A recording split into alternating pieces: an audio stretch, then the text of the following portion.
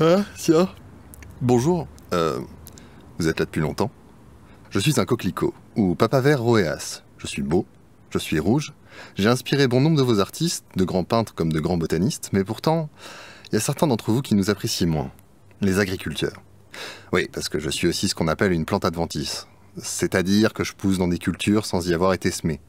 Des fois on y est inoffensive, mais parfois on commence à gêner la production à plusieurs niveaux, en prenant les nutriments des autres plantes ou en occupant l'espace.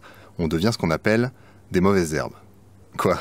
Ça vous choque qu'une fleur puisse être une mauvaise herbe? Mais il y a plein de mauvaises herbes différentes, vous savez. La folle avoine par exemple, le chardon, les véroniques, les boutons d'or, encore la matricaire camomille. Il y en a plein. Nous vivons toutes dans les champs et parfois nous devenons mauvaises herbes. Oui, je sais, des fois on choisit pas.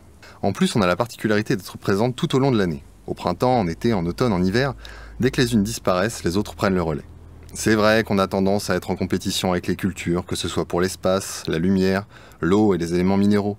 Selon nos caractéristiques, on a aussi tendance à s'étendre très vite, notamment aux cultures voisines. Néanmoins, on a quand même des avantages. Notre présence dans les cultures amène une biodiversité plus prononcée, notamment pour les insectes. Il nous arrive régulièrement de leur donner le gîte et le couvert.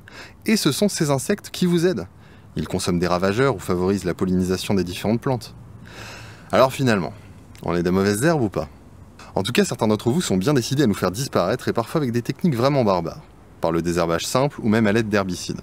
Bon, vous vous êtes vite rendu compte que la plupart d'entre nous étaient résistantes à tout ça ou finissaient par réapparaître, et qu'en plus vous polluez les sols et les eaux, alors bon franchement... Mais un petit groupe d'entre vous se sont tournés vers l'agroécologie, en prenant au centre de votre réflexion la gestion intégrée de la flore adventice dans vos cultures. C'est l'ensemble des pratiques préventives qui visent à limiter notre émergence et le développement dans les parcelles cultivées. D'ailleurs, il existe plusieurs façons de nous intégrer dans la gestion de votre culture de façon écologique et naturelle. La plupart du temps, il s'agit de combiner succession culturelle et gestion du travail du sol. Bon, c'est tout simplement l'organisation des cultures qui vont se succéder sur une même parcelle. Ainsi, bien organisé, il sera plus facile de contrôler les différentes flores qui se succèdent. Et il est également possible de retarder les levées avant de semer. Il existe des techniques complémentaires à ces deux pratiques de base. Le faux semis avant l'implantation de la culture, l'essimage des tiges de mauvaises herbes, le déchômage après la récolte.